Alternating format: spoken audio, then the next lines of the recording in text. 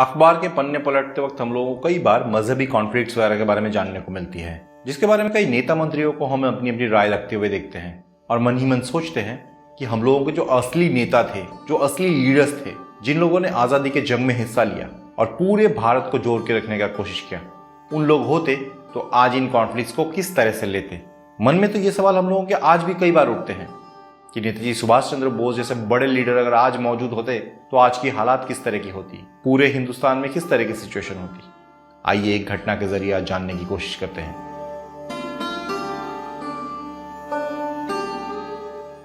Hello everyone, मेरा नाम है अबू हुसैन और आज मैं आप लोगों को ऐसी घटना के बारे में बताना चाहता हूं जो बहुत पुरानी है, लेकिन इसकी वैल्यू आज की डेट में बहुत ज्यादा है।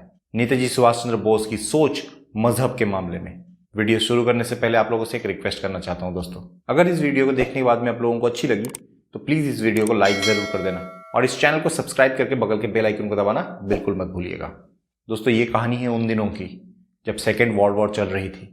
एक बार क्या हुआ था कि सिंगापुर के बिजनेसमैन हरगोविंद सिंह जब नेताजी से रिक्वेस्ट किए थे कि उसे आजाद हिंद फौज के ऑर्डर्स जो कैप्टन मोहन सिंह ने देना बंद कर दिए थे वो फिर से लौटा के दिया जाए, तो नेताजी जब इसके इन्वेस्टिगेशन किए तो पता चला कि हरगोविंद सिंह असली मामले में कोई दोष नहीं किए थे। तो नेताजी सिंगापुर के ही एक और बिजनेसमैन ब्रिजलाल जायसवाल के हाथ से ये काम हरगोविंद सिंह को दे देते हैं। ये सुनकर ब्रिजलाल जायसवाल बहुत गुस्से में आ गए थे। वैसे जिन लोगों ने मेरे वीडियोस को इससे पहले देखे हैं उन लोगों को हरगोविंद सिंह और ब्रिजलाल के बारे में मालूम है, और जो लोग आज फर्स्ट टाइम देख रहे हैं उन लोगों को मैं बता दूं कि हरगोविंद और ब्रिजलाल एक दूसरे का कंपिटिटर बिजनेसमैन थे। दोनों सिंगापुर बेस्ड और दोनों इंडियन। तो जैसे ही ब्रिजलाल जायसवाल को मालूम चला कि काम फिर से दोबारा हरगोविंद सिंह को दे दिया गया है तो वो नेताजी के पास में दरबार लगाने आ जाते हैं। नेताजी ये बात सुनकर नाराज हो गए थे। फिर वो अपने स्टेनोग्राफर भास्करन से पूछते हैं कि ब्रिजलाल जायसवाल ने हम लोगों के फंड में कितना दान किया है। भास्करन कहते हैं कि अब तक कुछ भी नहीं किया है। तो नेताजी कहते हैं ठीक है, उनको मेरे पास मिलने के लिए भेजो। ब्रिजलाल आते हैं नेताजी के पास। इस टाइम पे नेताजी क्या कहते हैं सुनिए। नेताजी कहते हैं कि आप जैसे बिजनेसमैन मेरे पास चलकर आए हैं, इससे हम बहुत खुश हुए। यही तो मैं चाहता हूं, दान मैं क्यों मांगू, आप लोग खुद देंगे। तो ये दान क्या आप पर्सनली देंगे या आपकी कंपनी मलाई ऑटोमोबाइल्स या आप लोगों का मंदिर कमेटी। ब्रिजलाल हक्का बक्का रह जाते हैं। जैसे ही मंदिर कमेटी का नाम आया ब्रिजलाल को थोड़ा सा जगह मिला। वो कहते हैं मंदिर कमेटी ही देगा सर, लेकिन एक शर्त है। जैसे ही ब्रिजलाल शर्त के बारे में बात किए, नेताजी कहते हैं शर्त तो मैं नहीं मानूंगा, दान तो एकदम निशर्त होगा। आप लोग बर्मा सिंगापुर में खुद को इंडियन कहकर लाखों करोड़ों कमा रहे हैं, ये दान तो नहीं है, हम लोग हक मांग रहे हैं। आजादी के जंग में हजारों हिंदुस्तानी अपने सीने का खून देकर लड़ रहे हैं, आपसे सीने का खून तो नहीं मांग रहे हैं पैसा। उसमें शर्त किस चीज का। हाथ जोड़कर ब्रिजलाल कहते हैं नहीं सर, कोई शर्त नहीं है, ये एक रिक्वेस्ट है। दरअसल हम लोग चाह रहे थे कि आप हमारे मंदिर में आए और आपके पैरों का धूल हम लोगों को नसीब हो सके।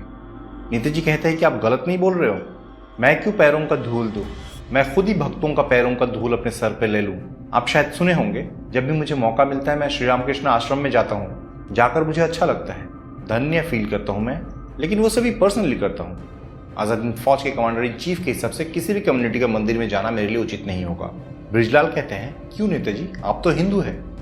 नेताजी कहते हैं नहीं, सुभाष बोस हिंदू है। नेताजी सिर्फ इंडियन है, तो फिर सुभाष बोस के हिसाब से ही जाएंगे। ठीक है जाऊंगा, लेकिन तब मैं फौजी यूनिफॉर्म में नहीं जाऊंगा और तब पैसे भी नहीं ले सकता। अब ब्रिजलाल जी थोड़ा सा टेंशन में आते हैं। वो कहता है कि हम लोग चाह रहे थे कि आप नेताजी के हिसाब से आए और हम लोगों को थोड़ा हिदायत भी दे। वो क्या किसी भी कीमत में नहीं हो सकता है नेताजी। अब नेताजी की आंखें जल उठती है। वो कहते हैं कि पॉसिबल है, एक शर्त है, वहां पर अगर मैं जाऊं तो मेरे साथ मेरे सारे कलीग्स जाएंगे, जिनमें क्रिश्चियन, सिख, मुस्लिम सब लोग हैं, वो सब इंडियन हैं मेरे कौम के।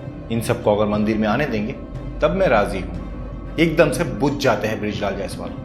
200 साल का पुराना मंदिर है वो, हिंदू छोड़ के कोई दरवाजे के अंदर नहीं घुसा है, ब्राह्मण छोड़ के कोई आंगन नहीं क्रॉस किया है और पुजारी छोड़ के कोई देवी के पास नहीं घिसा है।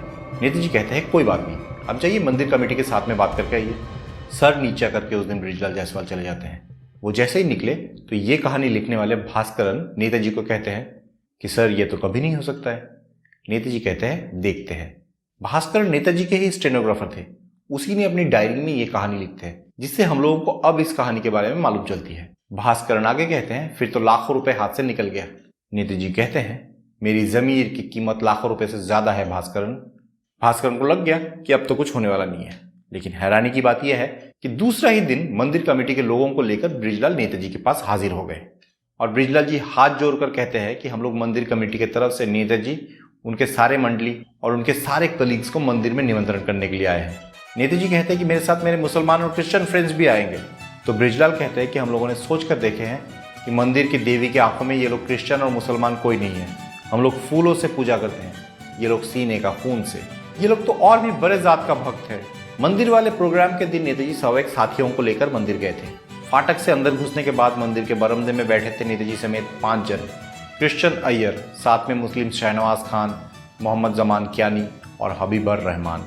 बहुत अच्छे से उस दिन मंदिर को सजाया गया था और गुजराती लड़कियों ने सबका वेलकम किया था।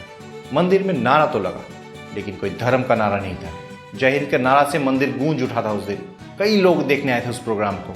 नेताजी ने ऊंची आवाज में जो भाषण दिए उसे सब लोग शांति से सुनते रहे। नेताजी कहते हैं, हम लोगों का धर्म अलग हो सकता है, कर्म अलग हो सकता है, रंग अलग हो सकता है, लेकिन हम सभी भारत माँ का लाल है।